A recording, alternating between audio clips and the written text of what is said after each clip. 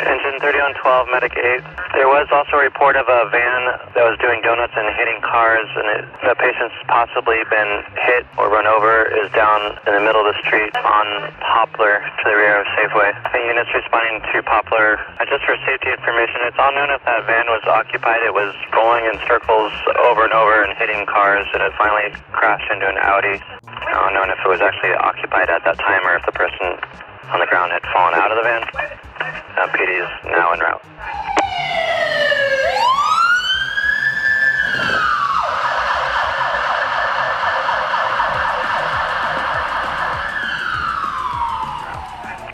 NACOM 3112, we're on scene in the rear parking lot of Safeway. We do have a subject down in the parking lot. I'd like to start an air ambulance at this time to Dominican. Copy. Air ambulance to Dominican. Medic 100 on scene. Copy.